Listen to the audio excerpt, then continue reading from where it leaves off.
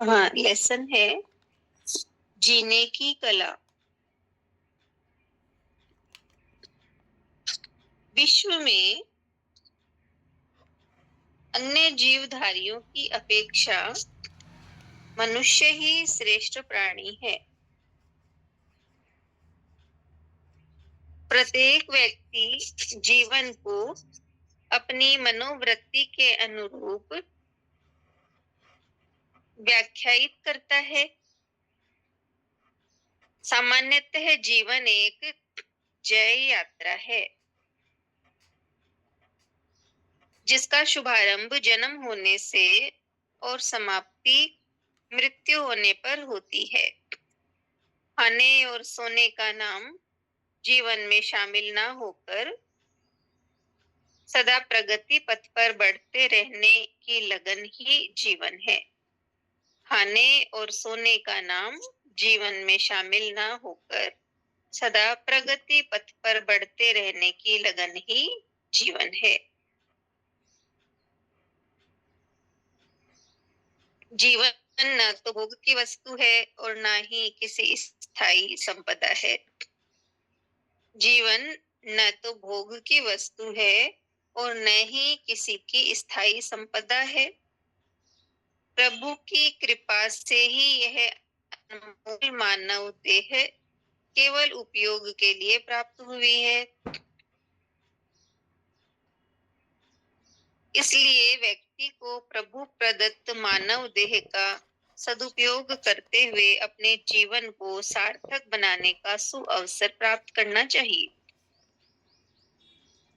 जीवन एक सुनील संसार न होकर कार्य क्षेत्र और युद्ध क्षेत्र जैसा ही है। जीवन थोथा आदर्शवाद न होकर यथार्थ के अधिक निकट है। यह आदर्श और यथार्थ का समन्वित रूप है।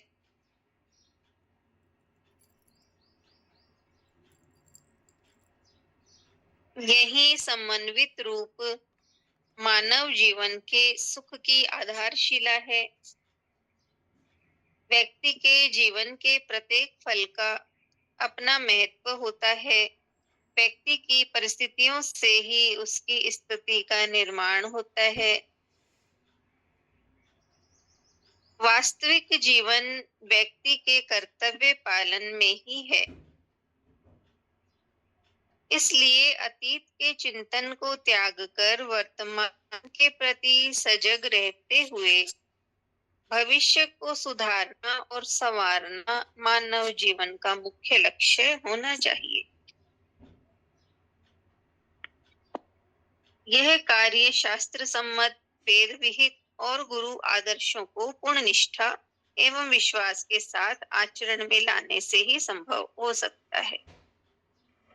यह कार्य शास्त्र सम्मत, वेद विहित और गुरु आदर्शों को पूर्ण निष्ठा एवं विश्वास के साथ आचरण में लाने से ही संभव हो सकता है। इस प्रकार व्यक्ति को आत्म प्रकाश के अनेक अवसर प्रतिदिन प्राप्त होते हैं। इसी आत्म प्रकाश के कारण वह इहलोक और परलोक में महिमा मंडित हो सकता है। सभी व्यक्तियों में जीवित रहने की एक स्वाभाविक आकांक्षा होती है। इसके लिए वे सदैव प्रयासरत भी रहते हैं। किंतु ये बात महत्वपूर्ण नहीं कि व्यक्ति कितनी लंबी जिंदगी जीता है। महत्वपूर्ण तो यह है कि वह अपने जीवन में किन किन महान उद्देश्यों को अपना आदर्श मानते हुए अपने लक्ष्य तक पहुंचता है।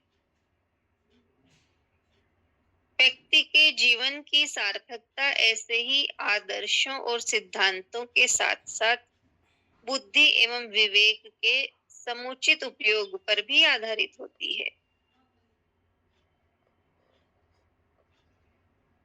जीवन यात्रा की सार्थकता का मूल्यांकन व्यक्ति के वर्ष, माह और दिनों के आधार पर किया जा सकता है। 100 वर्षों के निष्क्रिय, निरर्थक और उद्देश्यहीन जीवन की तुलना में बुद्धि, विवेक एवं अनुभव पूर्ण मनोयोग से अपने सात्विक उद्देश्यों और श्रेष्ठ आदर्शों के प्रति सजग और तत्पर रहते हुए अल्पकालिक आयु वाला व्यक्ति अधिक सार्थक सिद्ध हो सकता है।